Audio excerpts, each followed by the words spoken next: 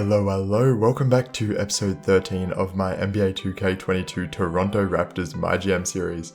So, if you missed last episode, we did beat the Atlanta Hawks in the play-in game, and that secured us as the 8th seed in the playoffs, and that'll put us up against the Milwaukee Bucks. Now, if we look at their team, they actually don't have Chris Middleton, which could be a really good sign for us. So, I guess we need to kind of take advantage of that. But other than that, this is kind of what the playoffs have looked like. So LA and Dallas are going at it once again in the playoffs. New Orleans and Utah are the 4-5 matchup in the West. The Lakers and the Kings are going at it for the 3-6 matchup in the West. And Portland, who managed to get the 2 seed, is going up against Ben Simmons and the Timberwolves, which is going to be a really interesting matchup. I mean, this is what their lineup looks like, and I mean, it's kind of interesting. Now if we head over to the Eastern Conference, we've got the Bucks. We already talked about them very briefly, and they're going to be versing us. I think we've got a really solid team here, and I don't think we can beat the reigning champions, but I think we have a good chance to at least win a game or two. Now the Philadelphia 76ers, who did give away Ben Simmons, are playing Patrick Beverley and Malik Beasley at their starting guard spots, which is kind of interesting. Tyrese Maxey is sitting on the bench for some reason, and Joel Embiid is injured, so that does give the Brooklyn Nets a really good chance to come through. I mean, Kyrie Irving is here. He's not actually sitting out in like it is in real life. He's going to be playing. James Harden's playing. I mean, they're going to probably win the whole conference, but I'm just confused at how they managed to get the 5 seed. We look down below, and the Pacers, they're here as well. Malcolm Brogdon, Fred VanVleet, TJ Warren, Domantas Sabonis, and Kristaps Porzingis. This is a really solid team, and I'd be surprised to see how far they can actually go. Chris Duarte, I mean, he's playing really good in real life, but he's just a bench warmer in this series, so I mean, that's as much as they'll get from him. And then the New York Knicks, they obviously got to be here. They're a really good team, and there's no real surprise about that.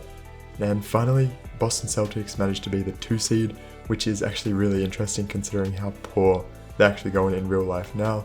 Anyways, that's just a basic overview of the playoff teams.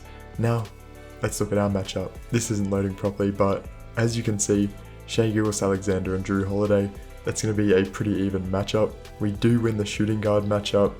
We do technically win the small forward matchup as well. But Giannis is their star player. He's absolutely insane. He's a superstar. So I'm kind of worried about how he's going to perform against us. I think the best way to go about this series is simcasting the games. If we look at our lineup, this is kind of what we're running with. So let's just hop straight into this first game. And what I'm going to do is simcast the games. If we get into a position where we can jump in and perhaps sway the game in our favor, we'll 100% do that. But for the time being, I think we should just simcast it and see how our guys play.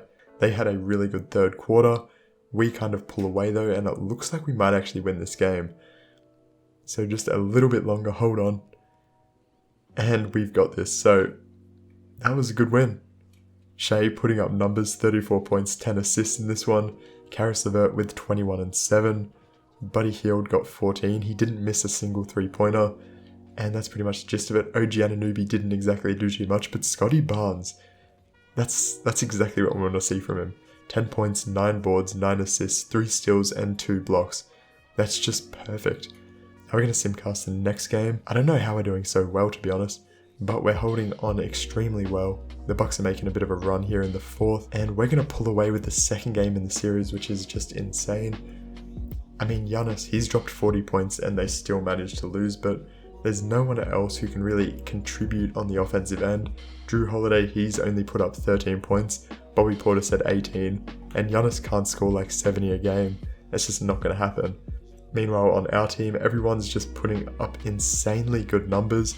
Everyone's just doing what they need to do in the game. So, I'm extremely happy with that. Now, if we simcast this third game, taking a 3-0 series lead would be insane.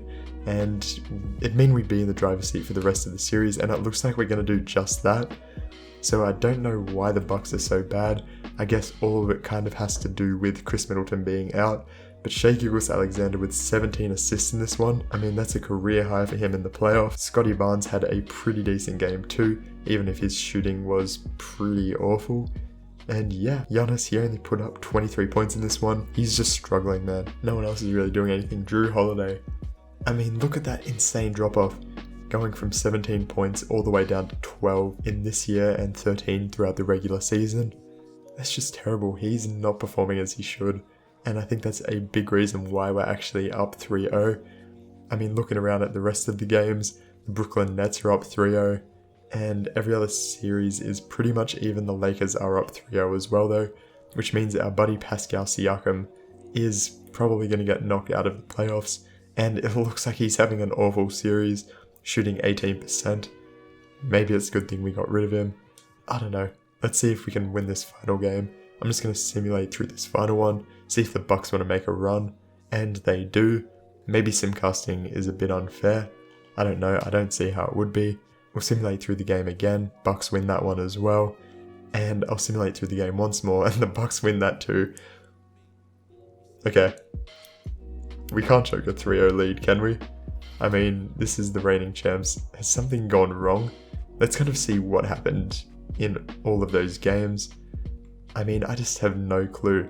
So it looks like Utah, Portland, Lakers in this series. Then Brooklyn by themselves. We'll maybe verse them if we can beat the Bucks. But now I'm having second thoughts about whether our team's actually ready for this. Alright, let's go and look at these games and see what actually happened. So, Game 3 we won. That was a pretty big blowout. Game 4, we just struggled shooting from the field, it looks like. No one really put up too many points, but we lose by 1. We lose by 1 to the Bucks. Giannis put up 32, 7, 4, 4, and 2. That's a crazy game from him. I can't really see what we did wrong. I guess shooting was our biggest problem. Moving on to Game 5, gilgeous-alexander had a insane 39 points, and we lose by 3 in this one too. And how did the Bucks do? Giannis with 25 and 15. I guess that's kind of the story. Giannis is just producing all around the board. He's actually hitting threes in this one. Again, no one's really helping Giannis that much. Like, no one's scoring over 20 points in any of these games.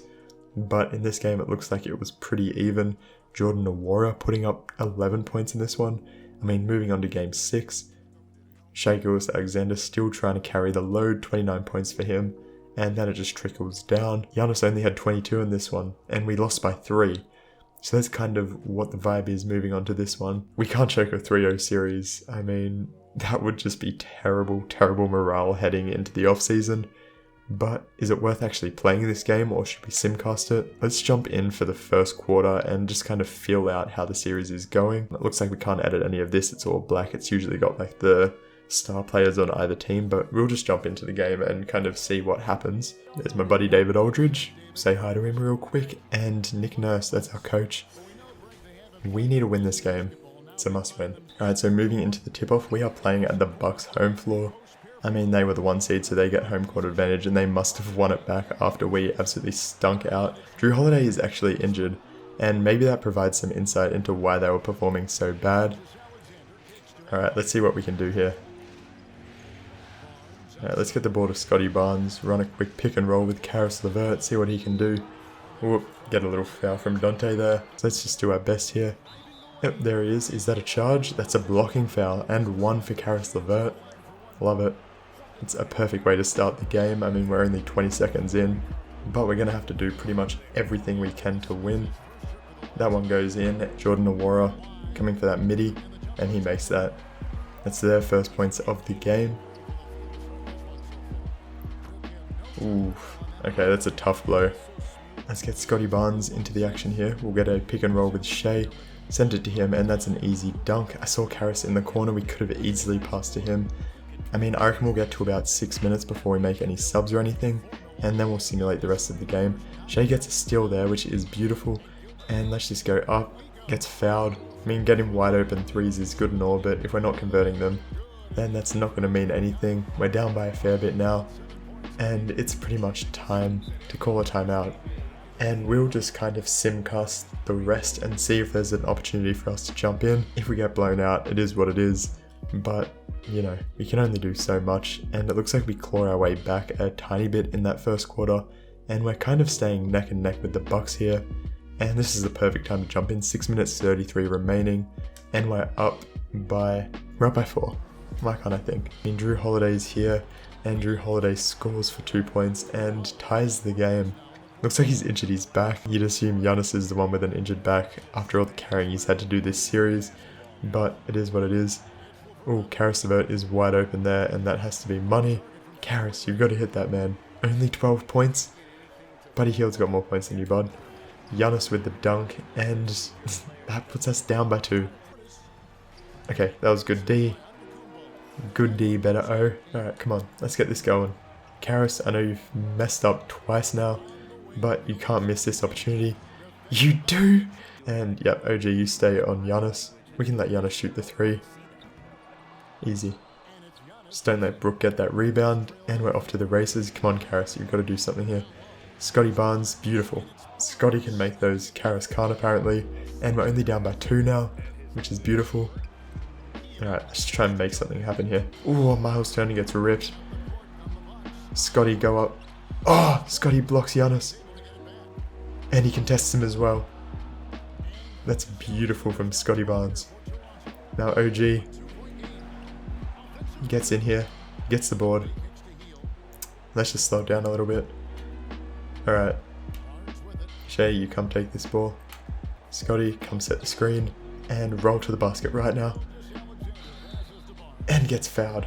That's alright. Scotty getting fouled. I mean, he's not the best free throw shooter, but fingers crossed he can make at least 1. He makes the first, even though it looked a little bit questionable. Can he make the second? And he makes the second. Let's go. Tied game at 100. Giannis is just so scary, man. Come on, Scotty. Let's go, Scotty. It's beautiful defense. It's 2 blocks on Giannis now. I mean, you could have called that a foul, but Scotty gets that out of here. Oh, and a steal from Scotty. That's perfect. Buddy Hield for 3. Oh, in and out. Come on, buddy. That was so close. Oh, yes, Miles, get that out of here. Buddy Hield didn't dive for that one, which is alright, but we're in a good spot. That's a tough shot by Brook. Where's Scotty? You need to be on Giannis right now. Oh, that's a foul on a 3-point shot. Oh no. That could be the game right there. Mora hits all 3, which is just tragic. Alright, we need to make something happen immediately on Scotty. Scotty as a rim runner has been working really well. Miles Turner open for 3. And he lets it go. No way he gets that up. Down by 7. This is one of the biggest fourth quarter collapses I think we've ever seen in NBA history.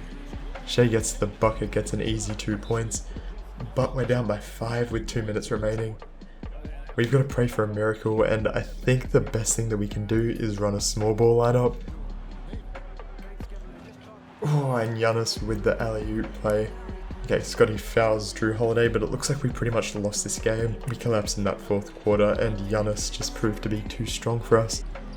Okay, and Nwora hits that. That's pretty much the dagger. I'm excited to see where the Bucks actually end up going, but, you know, it is what it is. Okay, Shea gets his 30 points for the night, but we've lost the series. We've crumbled under the pressure of a Game 7. I don't think it's that big of a deal. We're getting a lot of experience just being in this series in the first place. It's obviously not the best being eliminated from a playoff series, but we were way above our depth, I think.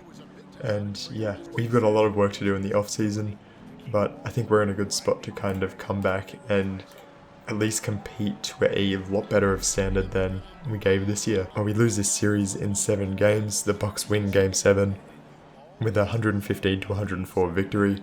The fact that they won 4 games in a row after we were up 3-0 is probably the first time that's happened in NBA history, but it's alright. I'm not too worried. We've got a bunch of young guys on the team, and once they all kind of figure out their roles better, they'll perform a lot better, obviously. And let's just see kind of how the rest of the playoffs ends up. And that's exactly what I imagined would happen. The Lakers versus the Nets in the finals. Let's simulate game by game. Lakers win Game 1, Lakers win Game 2, Lakers win Game 3, and Lakers win Game 4. They sweep the Brooklyn Nets in the finals. Anthony Davis is your finals MVP. Now, I totally forgot to mention earlier, we did end up having the season awards. So Luka was the MVP, Scotty Barnes, Rookie of the Year, Andre Drummond was the Sixth Man of the Year, Defensive Player of the Year was Giannis Antetokounmpo, Most Improved Player was Tyrese Maxey in Ben Simmons' absence. Now you can see a few other things on the screen here, like the All-NBA first team, second team, and third teams, and the all-defensive teams, but none of our guys were really mentioned, so there's no point really glossing over that. At the end of the day, we did lose this season, but I have no doubt that we'll be able to come back next year and compete to a lot higher of a standard. We're going to make some big moves in the offseason, so stay tuned.